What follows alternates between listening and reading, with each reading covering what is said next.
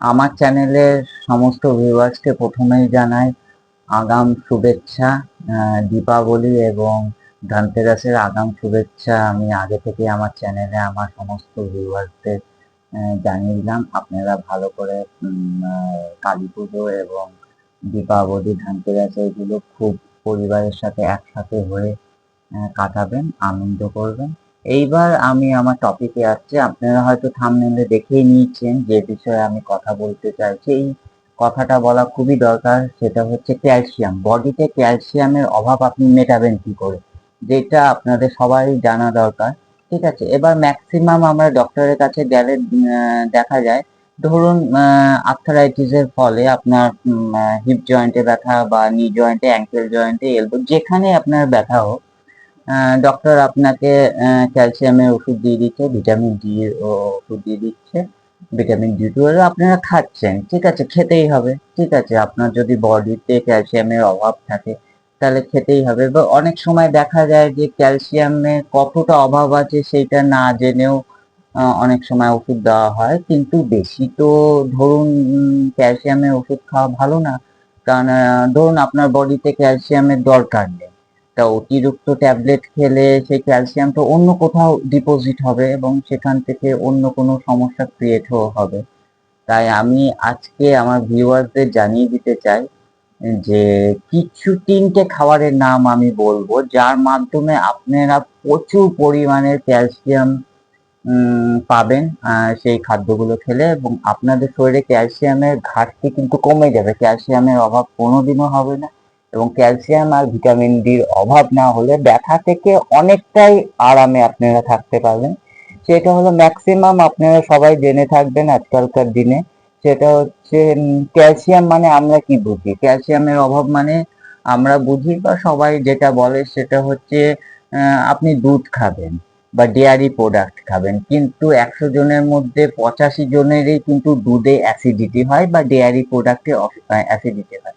তাহলে তারা কি করবে? তাদের তাহলে ক্যালসিয়ামের ঘাটতিটা তারা পূরণ করবে কি করে? ঠিক আছে, এইবার আমি যেটা বলতে চাই সেটা হচ্ছে ক্যালসিয়ামের ঘাটতি আপনি পূরণ করবেন কি করে। সেটা হচ্ছে প্রথম যে খাবারের নামটা বলবো সেটা আমাদের ঘরে প্রত্যেকেরই ঘরে থাকে, এবং যে 3টে খাবারের নাম বলবো খুব অল্প পয়সায় আপনি পারচেস করতে পারবেন। নাম্বার ওয়ান হচ্ছে চুন। চুন, খাবার চুন, যেটা আমাদের ঘরে সবারই থাকে। চুনের মধ্যে আপনারা জল দিয়ে চুনটাকে ভিজিয়ে রাখবেন। সেই চুনের জলটা 1 চামচ করে খাবেন। চুনের মধ্যে প্রচন্ড পরিমাণে ক্যালসিয়াম থাকে, যেটা আপনি ট্যাবলেটেও পাবেন না। ঠিক আছে, চুনের মধ্যে এত পরিমাণে ক্যালসিয়াম থাকে। সেটা চুনের জলটা আপনি 1 চামচ করে খেলেন, টেবিল স্পুন করে। সেটা আপনি ধরুন 1 মাস খেলেন, তারপর আবার গ্যাপ দিয়ে দিন, আবার 1 মাস পর আবার সেইটা খান। চুনের জলটা, চুনের জলে কিন্তু অতিরিক্ত ক্যালসিয়াম থাকে, আপনি ডেয়ারি প্রোডাক্ট না খেলেও চলবে। নাম্বার টু হচ্ছে যে ফলটার নাম আমি আপনাদের বলবো সেটা হচ্ছে কলা।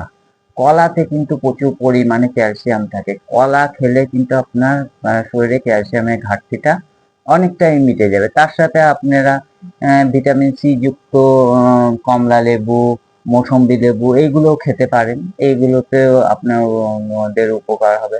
আর নাম্বার থ্রি হচ্ছে রোদ। মেন যেটা হচ্ছে সানলাইট। সানলাইটটা কিন্তু আপনার শরীরে লাগাতে হবে, কারণ দেখুন ক্যালসিয়াম তখনই আপনার শরীরে কাজ করবে যখন আপনার শরীরে পর্যাপ্ত পরিমাণে ভিটামিন ডি থাকবে। ভিটামিন ডি যদি ঠিকঠাক ভাবে আপনার শরীর প্রডিউস না করতে পারে, তাহলে আপনি যতই ক্যালসিয়াম বাইরে থেকে আপনার শরীরের মধ্যে ইনপুট করতে চান, কোনো কাজই দেবে না। আপনাকে ভিটামিন ডিটা পর্যাপ্ত পরিমাণে আপনার বডিতে কিন্তু রাখতে হবে, যাতে ভিটামিন ডি এর অভাব না হয়। তো ভিটামিন ডিটা আপনি ন্যাচারালি কিভাবে পাবেন? সূর্যের আলো থেকে পাবেন। আপনি একটু বডিতে আপনাকে সূর্যের আলো একটু লাগান, আপনি চুন ভেজানো জল খান, আপনি কলা খান, দেখুন ক্যালসিয়ামের অভাব আপনাদের মিটে যাবে, আপনাদের ব্যথা মিটে যাবে। এই আমি তাই বলে এইটা বলছি না যে ধরুন এইটা কখন করতে হবে। ধরুন আপনার বয়স 60-65 হয়ে গেছে, আপনি আর্থারাইটিসের প্রবলেমে ভুগছেন, আপনার আরএ পজিটিভ আছে, এই জায়গায় দাঁড়িয়ে কি আপনি এই কলা খেলে, চুনের জল খেলে বা সানলাইট লাগালে আপনার ব্যথা থেকে মুক্তি হয়ে যাবে? না, এই জিনিসটা আপনাকে প্রথম থেকে করতে হবে। যখন থেকে আপনার ব্যথাটা একটু একটু চালু হলো, বা ধরুন আপনার 30 বছরের পর থেকে এই জিনিসটাকে, যাদের ধরুন বয়স হয়ে গেছে তাদের কিছু তারাও খাবেন, যতটা হেল্প পাবেন পাবেন। আর মেনলি বলা হচ্ছে যাদের বয়স হয়ে গেছে তারা খাবেন, যতটা উপকার পাবেন। তারপর ধরুন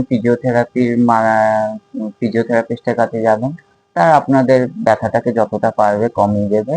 ঠিক আছে, অর্থোপেডিক ফিজিওথেরাপিস্ট। কিন্তু আমি বলতে চাইছি যাদের ব্যথাটা এখনো শুরু হয়নি বা অল্প অল্প হয়েছে, যারা ধরুন যাদের বয়স 30, 32, 34, তারা যদি তাদের জন্য আমি বলছি, তারা যদি এখন থেকে এই জিনিসগুলো করতে থাকেন, তাদের শরীরে ধরুন ক্যালসিয়ামের ঘাটতিটা তারা যদি এইভাবে পূরণ করে থাকেন, তাহলে আগামী দিনে তাদের যখন বয়স বেশি হবে তখন কিন্তু তারা ক্যালসিয়ামের বা ভিটামিন ডি এর ঘাটতির অভাবে তাদের শরীরে কিন্তু কোনো আর্থারাইটিসের প্রবলেম হবে না। হলেও সেটা খুবই সামান্য হবে, বয়স হলে সবারই হবে, খুবই সামান্য হবে। আপনারা এই তথ্যগুলো আমি আপনাদের দিলাম, আপনারা মেনে চললে অবশ্যই উপকৃত হবেন। ভিডিওটা বেশি বেশি শেয়ার করে দেবেন, সাবস্ক্রাইব করে দেবেন, এবং যাতে সবাই দেখে ভিডিওটা উপকৃত হয়। এবং আমি আমার ভিউয়ার্সকে বলবো ভিডিওটা স্কিপ করে দেখবেন না, সম্পূর্ণ দেখবেন, তাহলে আপনারা সম্পূর্ণ তথ্য পাবেন। আর ভিডিওটা সম্পূর্ণ দেখার জন্য ধন্যবাদ।